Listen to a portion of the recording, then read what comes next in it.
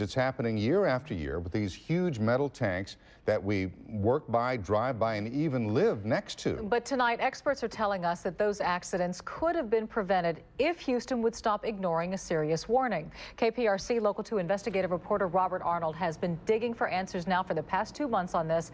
And Robert, what are we talking about here? We're talking about pressure vessels. Look behind me. Large metal tanks that house pressurized gases and liquids. These things are everywhere, from chemical plants and refineries all the way down to filling stations. We're surrounded by homes and businesses right now. And when we started looking into explosions involving pressure vessels, we found the city of Houston was warned years ago it needed to adopt tougher regulations to make sure that these pressure vessels don't explode. From an entire city block on fire in a southwest Houston neighborhood to the death of a mother of 4 at a plant in southeast Houston. A good mother, a good friend, and a good wife.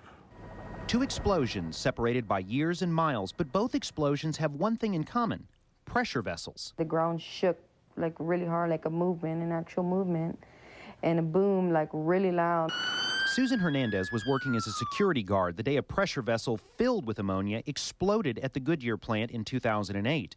This is what the blast did inside the building. Outside, Hernandez and others were hit with a cloud of ammonia. When I came back to the main gate, that's when I told her I just can't take it no more, because that's when I started feeling all the burning in my throat. The explosion killed Gloria McInnes. Companionship, the love we had.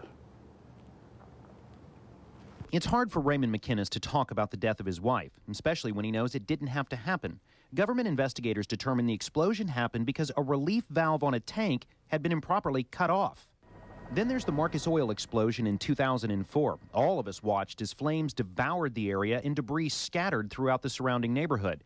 But what you probably didn't realize is this explosion was also the result of a pressure vessel. The Chemical Safety Board found an improperly welded metal patch just couldn't stand up against the pressure. We showed you the Marcus Oil explosion, but in 2005, a huge metal lid blew off a pressure vessel next to Highway 225 where thousands of cars go by. In 2007, a worker was killed at a plant just outside of downtown when another pressure vessel blew up. In 2008, a worker was killed when another lid blew off a pressure vessel. After that was the Goodyear explosion. This was simply a fact of companies not adhering to standard, prudent, recognized practice. For the past 2 decades, Mike Sawyer has investigated industrial accidents, including the one at Goodyear.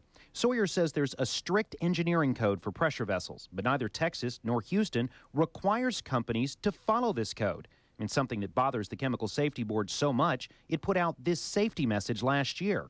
In 2006, the Chemical Safety Board called upon the City of Houston to adopt this code to better protect its citizens. Unfortunately, Houston has yet to act on this safety recommendation. When we asked the city why it didn't follow this warning, we were told we haven't had any events that warrant the measure. This needlessly endangers not just the workers at the plants, but potentially anyone in the community that's around that.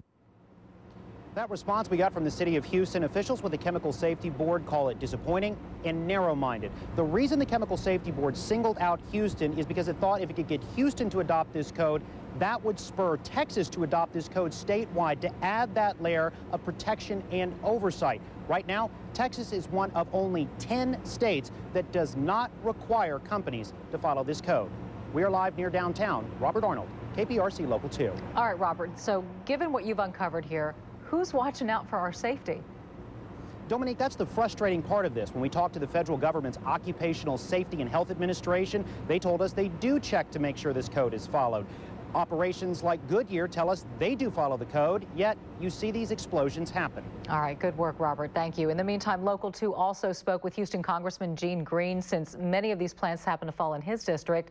He told us he supports all industry more closely adhering to these regulations.